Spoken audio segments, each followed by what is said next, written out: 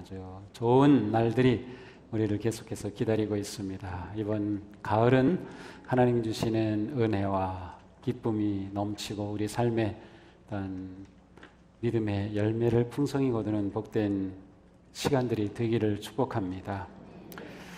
예수님께서 제자들과 함께 예루살렘을 향해 올라가십니다.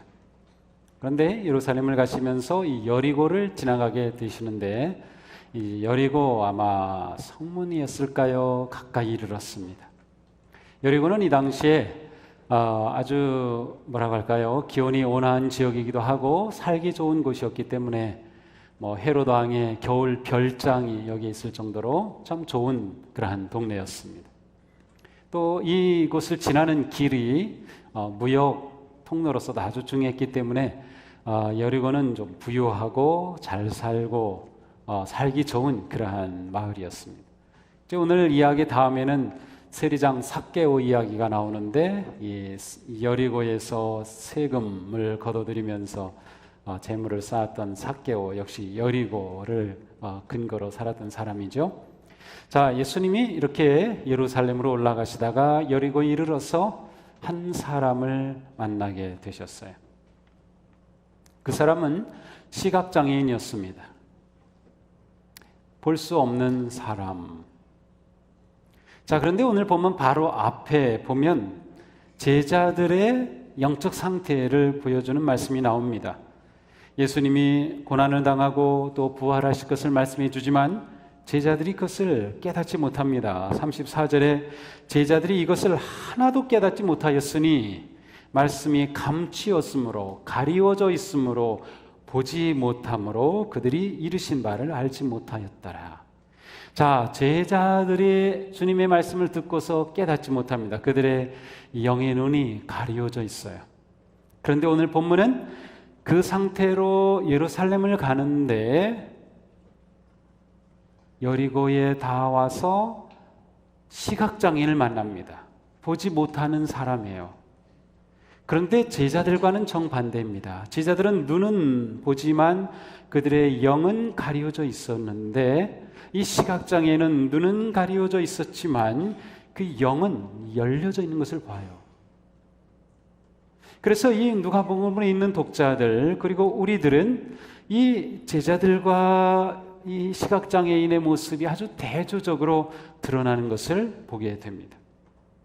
사실 오늘 본문에 나오는 이 시각장애는 우리들에게 아주 도전적인 그러한 모습을 보여주십니다.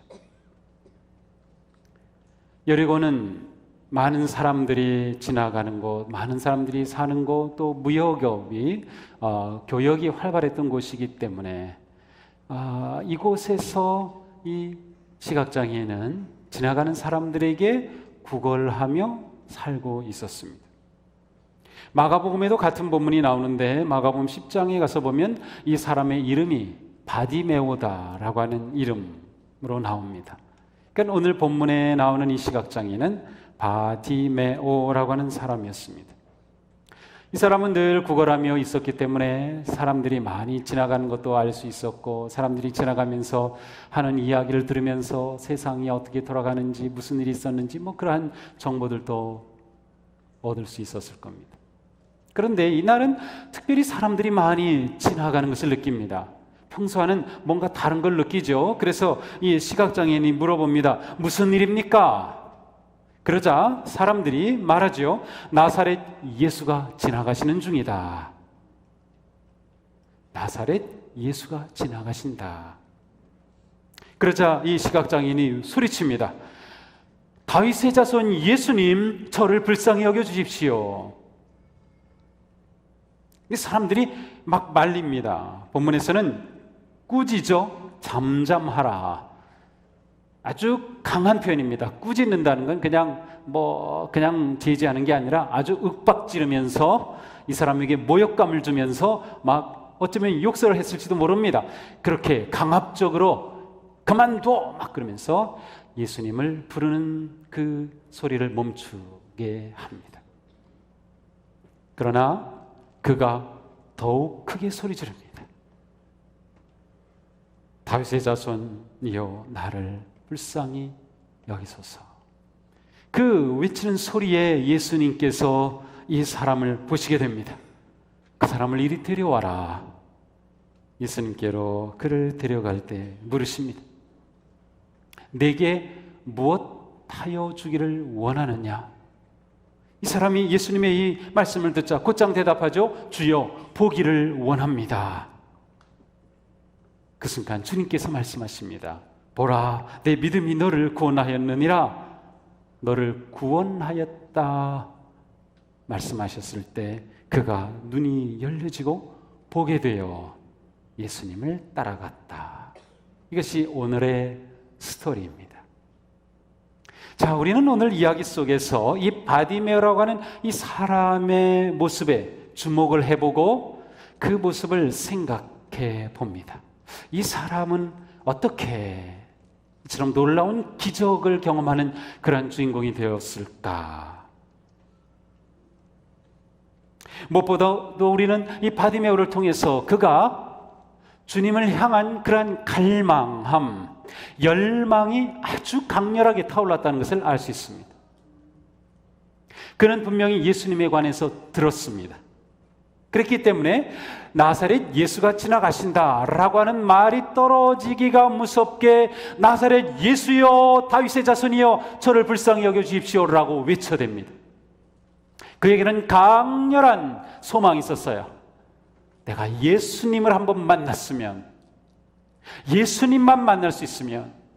그는 사람들을 통해서 알았습니다. 예수라고 하는 사람이 있는데 나사렛 예수라는 사람, 그는 메시아라고도 하고 다윗의 자손이라고도 하고 사람들이 그에 관해서 많은 이야기를 들려준 것 같아요. 예수님이 행하신 기적이 많았기 때문에 나도 그 예수님 만나면 눈을 뜰 수 있지 않을까? 그런데 나 같은 사람이 어떻게 예수님을 만날 수 있겠어? 그런데 그 예수님이 지금 내 앞에 지나가신다는 겁니다. 나사렛 예수님 부르죠.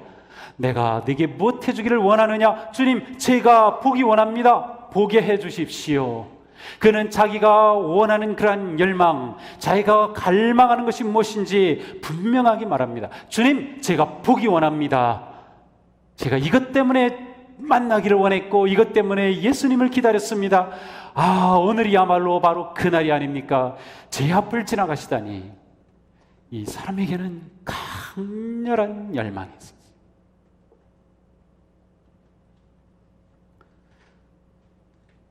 오늘 우리에게 필요한 것이 이 영적인 열망, 이 영적인 열망, 이 영적인 갈망입니다. 내가 주님을 만나야겠다는 것, 내가 주님을 만나서 주님이 내가 가지고 있는 이 일을 해결해 주셔야 되겠다는 것, 내가 눈을 떠야 되겠다는 것, 강렬한 소망과 열망을 가지는 것입니다. 오늘 우리가 예배 자리에 왔습니다. 우리는 어떤 마음을 가지고 왔나요? 어떤 열망을 가지고 왔나요? 어떤 소망과 어떤 기대를 가지고 이 자리에 왔나요? 그냥 드리듯 그렇게 예배를 드리러 습관적으로 왔나요? 그냥 왔다 가면 그만인가요? 우리는 주님 앞에 나올 때 무엇인가 분명한 뜨거운 열정적인 그러한 갈망함이 있어야 합니다.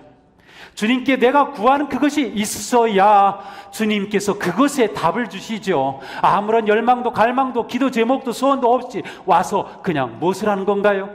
내가 오늘 주님을 높이기 원합니다. 주님을 예배합니다. 주님의 거룩하심을 찬양합니다. 하나님의 거룩하신 임재하심이 제 심령에 부어지기를 원합니다. 제가 주님 알기 원합니다. 말씀 듣기 원합니다. 주님 하는 그런 갈망함이, 주님은 그 갈망함 속에 오셔서 만남의 역사가 일어나는 거죠. 우리가 갈망하는 마음을 가질 때 주님께서 일하시는 거죠. 내가 정말 예수님 알기 원해. 내가 예수님 정말 경험하기 원해. 하나님의 살아계심을 내가 만나기 원해. 그 갈망함이 있어야죠. 이 시각장애인은 비록 육신의 눈은 볼 수 없었지만 그의 마음은 주님을 향해 활짝 열려서 주님을 보기를 원했고 주님을 만나 내가 무엇을 구할지를 알았습니다. 우리가 살아가기 위해서는 이러한 욕구가, 이러한 갈망이 있어야 합니다. 실제로 많은 학자들은, 심리학자들, 여러 사람들은 사람이 살기 위해 필요한 그러한 욕구가 있음을 이야기하죠. 가장 많이 이야기하는 매슬로우라고 하는 심리학자는 우리에게 필요한 욕구는 의식주에 대한 욕구, 자유에 대한 욕구, 사랑에 대한 욕구, 존경과 인간적 대우를 받고 싶어하는 욕구, 삶의 목적을 추구하는 욕구, 자기를 실현하는 욕구, 이러한 욕구와 갈망이 있기 때문에 우리가 하루하루를 살아가는 것입니다. 만약 우리에게 이러한 갈망과 욕구가 없다면 우리의 삶은 그냥 퍼집니다. 아침에 일어나서 오늘 또 지겨운 하루가 시작이 됩니다. 잠자리에 들기 오늘 그냥 피곤해 죽겠네. 그렇게 살아갈 건가요? 눈을 떴을 때 주님, 오늘도 저에게 생명을 주셨네요. 제가 눈을 떴습니다. 오늘 제가 이렇게 살겠습니다. 오늘 제가 이런 일을 하겠습니다. 오늘 제가 소망을 가지고 기대를 가지고 나갑니다. 주님, 저와 함께 해주세요. 힘 주세요. 지혜를 주세요. 갈망함이 우리 가운데 있어요.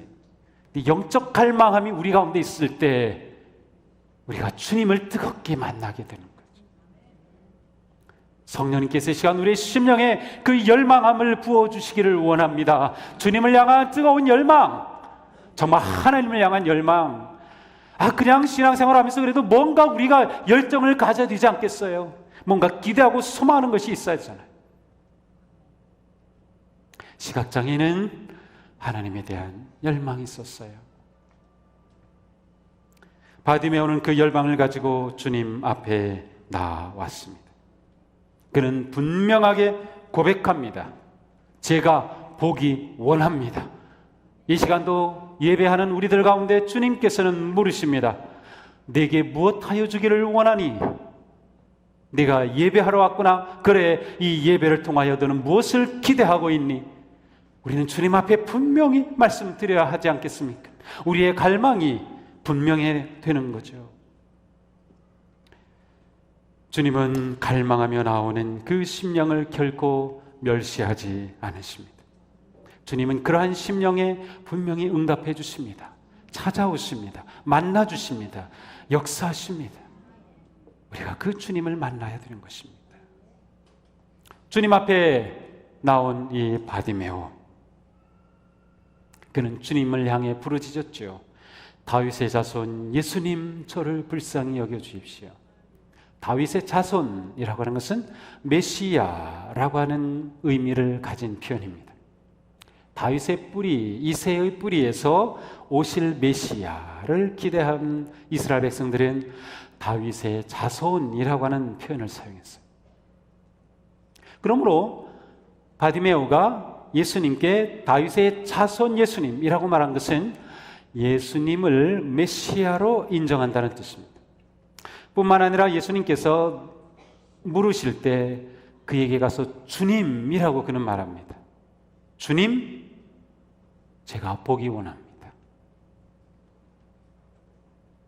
바디메오는 입을 열어서 자신의 믿음을 고백했습니다. 단지 마음에 가지고 있는 열망, 그것으로 불충분했습니다. 단지 열망을 가지고 있는 것으로 불충분했어요. 우리는 뜨거운 열정을 가지고 열망과 갈망함이 있지만 그것을 입을 열어 고백하는 것이 중요합니다. 예수님을 향해 고백했어요. 다윗의 자손이라고 고백했어요. 주님이라고 고백했어요. 그 고백의 소리를 예수님이 들으신 겁니다. 우리가 마음에 가지고는 갈망과 열정과 그 소망을 예배를 하는 가운데, 우리의 삶 가운데 주님 앞에 고백하는 것이 매우 중요합니다. 우리의 기도를 통해, 찬양을 통해 우리의 입을 열어서 주님 앞에 고백하는 것입니다. 주님, 주님, 주님. 사도 바울은 말했어요. 우리가 마음으로 믿어서 의에 이르고 입으로 고백해서 구원에 이른다. 우리가 입으로 고백할 때 주님께서 우리의 그 고백에 응답하셔서 우리를 구원해 주시는 거예요.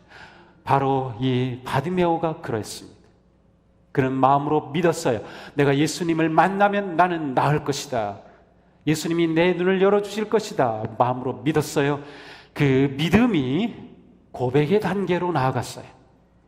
주님께 고백합니다. 우리의 신앙이 이렇게 하나씩 나아가야 합니다. 마음의 뜨거운 열망과 소원을 가지고 주님 앞에 고백해야 되는 것이죠. 우리의 삶에 고백하는 것이죠. 또한 우리는 삶을 통해 고백을 합니다. 우리가 살아가는 삶의 모습을 보면 내가 무엇을 고백하는 사람인지가 드러납니다. 나의 하루의 삶을 쫙 영상을 찍어가지고 슉 돌려보면은 사람들이 나를 보면서 아, 이 사람은 이러한 고백을 하는 사람이다 라고 말할 수 있을 겁니다. 내 고백, 그것이 정말 중요합니다. 예수님은 그의 고백을 들으시고 내 믿음이 너를 치료하였다라고 말씀하십니다. 그 고백을 통하여 예수님은 구원의 역사를 베풀어 주십니다. 치료, 구원, 회복, 이것은 같은 단어입니다. 같은 의미를 가지고 있는 것이죠.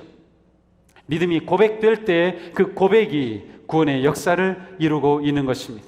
우리의 입에서는 어떠한 고백이 나옵니까? 우리의 고백은 어떠한 내용입니까? 그것은 아주 중요합니다. 주님은 우리의 입에서 나오는 말을 들으시고 그대로 행해 주신다고 말씀하셨기 때문입니다. 너희가 말한 것이 내게 들린 대로 시행하겠다. 이스라엘 백성들은 주님 앞에 불평하면서 우리가 차라리 죽는 게 낫지, 그래 너희가 말한 그대로 돼. 그들은 40년 광야를 배회하면서 20세 이하는 다 말한 대로 죽었어요. 우리의 믿음의 고백이 우리를 살립니다. 그러므로 이곳에는 우리들은 이 바디메오를 통해서 강한 신앙의 열정을 가질 뿐만 아니라 그 열망을 입으로 고백하며 주님 앞에 나오는 삶을 살아야 되는구나. 그래야 주님이 역사하시는구나. 바디메오가 주님 앞에 고백하며 나올 때 그 길은 쉽지 않았습니다. 다윗의 자손 예수님, 저를 불쌍히 여겨 주십시오. 그런데 사람들이 그를 꾸짖습니다. 잠잠하라, 입 닥쳐. 그에게 사람들이 외칩니다. 그러나 이 일로 바디메오는 주눅들지 않습니다. 성경에 이렇게 기록되어 있죠. 앞서가는 자들이 그를 꾸짖어 잠잠하라 하되 그가 더욱 크게 소리질러 다윗의 자손 예수님, 더욱 크게 소리질렀어요. 사람들이 그를 방해하고 사람들이 그를 제지하고 사람들이 그를 막으려 해도 결코 그는 예수님을 향한 그의 고백을 멈추지 않았습니다. 그는 흔들림이 없는 믿음을 가지고 있었습니다. 예수님이 나를 회복하시며 예수님이 나의 구원자가 되시기에 그 믿음을 견고하였기 때문에 사람들 때문에 그 믿음이 흔들리지 아니하였던 것이죠. 그에게는 확고부동한 견고한 신앙이 있었던 것입니다. 마가복음에서는 이렇게 기록되어 있어요. 시각장애인이 겉옷을 내어버리고 뛰어 일어나 예수께 나아가거늘 예수님께서 데려오라 하시자 이 사람이 일어났어요. 겉옷을 벗어짓겠어요. 그리고 달려갔어요. 아주 강력한 액션이 있는 그런 행동하는 단어들입니다. 벗어짓기고 뛰어서 나아가 무릎을 꿇은 것이죠. 이것이 견고한 믿음을 가진 사람의 모습입니다. 그가 옷을 벗어 던졌습니다. 무슨 옷입니까? 세상이 그에게 입혀준 옷입니다. 너는 시각장애이냐? 눈이 못 본다는 것은 하나님이 너를 저주하신 거야. 내 인생은 소망이 없어. 너는 버림받은 인생이야. 너에게는 아무 힘이 없어. 그렇게 입혀준 옷을 벗은 것입니다. 견고한 믿음은 남이 입혀주는 옷을 입는 사람이 아닙니다. 그 옷을 벗어 던지고 예수 그리스도 안에 자유한 세계로 나아가는 것입니다. 우리는 신앙생활하면서 많은 일들로 자꾸 사람들이 옷을 입혀줍니다. 내가 문제야. 내가 잘못했어. 너한테 무슨 소망이 있겠어. 그거 봐. 너 그럴 줄 알았어. 많은 일들이 우리에게 자꾸 옷을 입혀요. 그 옷 입고 신앙생활 하지 말라는 것입니다. 그 옷을 벗어 던져야 됩니다. 바디메오는 그 옷을 벗어 제꼈어요. 어쩌면 그는 알몸이었을지도 모릅니다. 속옷을 입었던들 그것이 제대로 가리기나 했겠어요.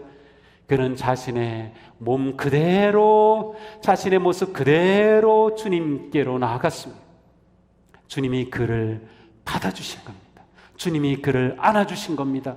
주님이 그를 맞아주신 겁니다. 세상이 입혀준 옷을 벗은 그를 주님께서 맞아주시고 사랑과 은혜의 옷으로 덮여준 겁니다. 예수 믿는 사람들은 사도 바울의 표현에 의하면 그리스도로 옷 입은 사람들입니다. 내가 세례받았다는 것은 예수님께서 나를 새 옷을 입혀주신 존재라는 뜻입니다. 그런데 왜 그 옷 위에다가 자꾸 덧입는 거지요? 세상이 주는 옷을 왜 자꾸 덧입지요? 그리고 내 인생을 자꾸 무겁게 만들죠? 그것을 벗어 던지는 거예요. 믿음의 사람은 견고한 믿음을 가지고 있기에 흔들리지 않아요. 너 그렇게 해서 되겠니? 내 인생 절망적이다. 나을 가능이 없다. 여러 가지로 우리를 다 뒤덮죠. 아닙니다. 우리는 하나님 안에 얼마나 복된 존재인지 몰라요. 견고한 믿음의 사람은 흔들리지 않습니다. 그 때문에 내가 주눅들지 않은 것입니다. 오히려 담대하게 일어서서 더 기쁨으로 주님을 예배하며 주님을 향해 나아가는 믿음인 것입니다. 누가 우리의 믿음을 흔들겠습니까? 누가 우리의 옷을 덧입게 하겠습니까? 거부하는 것입니다. 그리고 우리는 거룩한 성도의 옷을 입고 그리스도를 향해 나아가는 것입니다. 우리를 끊임없이 무너뜨리려고 하는 일들, 우리를 끊임없이 힘들게 하는 것들, 그것들로부터 우리는 자유하며 담대하게 믿음에 굳게 서서 나아가는 삶. 이 옷을 벗지 않으면 핑계하고 원망하고 두려워할 수밖에 없어요. 그래, 내가 날 때부터 보지 못하는 존재인데 내가 뭘 하겠어? 내가 뭐 소리 지르겠어? 그냥 이렇게 사는 게 내 인생이야? 아닙니다. 우리 인생은 너무도 소중합니다. 하나님께는 너무도 소중해요. 얼마나 소중하냐고요? 아들을 보내셔서 죽게 하기까지 사랑해 주셨어요. 그렇게 우리는 소중한 존재. 사도 바울은 세상에 입혀준 옷을 다 벗었습니다. 예수 그리스도를 눈이 열려져 만나게 되었을 때 그 모든 것을 배설물처럼 버렸다고 했어요. 세상이 그에게 입혀준 옷입니다. 너는 아주 뛰어난 바리새이냐? 너는 경건한 사람이야. 너는 의로운 사람이야. 너는 아주 잘났어. 여러 가지 온갖 것들로 그를 덧입혀줬어요. 그러나 그것이 아무것도 아닌 것으로 벗어버렸어요. 그리고 그는 오직 예수 그리스도의 옷을 입고 평생 그 길을 달렸습니다. 견고한 믿음 위에 선 것이죠. 이곳에는 우리 모두가 그와 같이 견고한 믿음을 갖기를 축복합니다. 견고한 믿음 위에 서서 담대히 나아가기를 원합니다. 사탄이 우리를 흔들지 못하도록, 아무리 흔들어도 우리는 결코 예수님을 향한 우리의 시선이 흔들리지 않으며 예수님을 향한 우리의 걸음이 멈추지 않는 그러한 견고한 믿음 위에 서는 우리 모두가 되기를 축복합니다. 자, 그가 눈이 열려졌어요. 예수님께서 보라, 내 믿음이 너를 구원하였느니라 곧 보게 되었습니다. 그가 처음 눈을 떴을 때 예수님을 맨 처음 보지 않았을까요? 그리고 돌아보니 사람들이 보였을 겁니다. 그리고 보니 여리고가 보였을 겁니다. 어쩌면 그 아름답고 우아한 종려나무 가지가 우거진 그 모습을 보았을지 모릅니다. 여리고로 들어가는 아름다운 성을 봤을지 모릅니다. 그 안에는 온갖 보화와 재물이 있고 무역으로 벌은 돈이 그 안에는 넘쳐나고 향락이 넘쳐나는 그 자리. 그러나 바디메오는 그 모든 것을 다 거절하고 보게 되어 하나님께 영광을 돌리며 예수를 따르니, 그런 예수님을 따른 겁니다. 오리 같은 그러한 그 동물이 그렇다고 하잖아요. 자기가 이렇게 짝짝 알을 깨고 나와서 처음 본 것이 자기 엄마라고 각인이 되는 거죠. 이 바디메오가 그랬던 것 같아요. 눈이 딱 열려지는 순간 예수님이 보였고 예수님이 그의 심령에 확 새겨졌어요. 그 누구도 바디메오에게는 주님이 될 수 없어요. 예수님만 주님으로 새겨진 거죠. 그러니까 예수님만 따라가는 거죠. 그런데 놀라운 사실은 백성이 다 이를 보고 하나님을 찬양하니라. 이를 보고, 그것은 그의 눈이 열린 것과 열린 그가 하나님께 영광을 돌린 것과 예수님을 따라가는 것을 보면서 모든 사람들이 하나님께 영광을, 하나님을 찬양하였다. 얼마나 놀라워요. 버림받고 소외되고 소망 없던 바디메오가 하나님이 바디메오를 통해서 찬양을 받으시는 그렇게 귀한 존재가 되었어요. 완전히 존재가 바뀐 겁니다. 예수님을 따르는 귀한 존재로 바뀐 것입니다. 하나님을 영화롭게 하는 것, 하나님이 찬양받으시는 것, 그것은 곧 우리가 살아가는 삶의 목적이고 존재 이유입니다. 바디메오는 그 목적을 이루는 삶으로 나아간 것이, 우리의 삶을 통해 하나님이 영광 받으신다면 그것이 성공이고 그것이 승리입니다. 그것보다 더 중요한 것이 우리에게는 있을 수 없어요. 바디메오가 그렇게 살았어요. 예수님을 따라가고 사람들이 그를 보며 하나님을 찬양했어요. 우리의 삶이 그래야 되지 않겠어요? 동숙에 다니는 내 모습을 보며 사람들이 하나님을 인정하고 하나님을 찬양하는 그러한 삶을 살아야 되지 않겠어요? 그것이 우리가 살아가는 목적이기 때문에 이 한 주간 우리의 삶을 통해 하나님이 영광 받으시는 그러한 복된 삶이 되시기를 축복합니다. 우리를 보시며 하나님이 기뻐하시는 삶이 되기를 원합니다. 하나님께서 우리를 보시며, 그래, 내가 바로 그거를 원했지. 네가 그렇게 사는 거야. 내가 나를 인정하는 거야. 내 이름을 위해 사는 거야. 내가 그렇게 사는 것이 내 소원이다.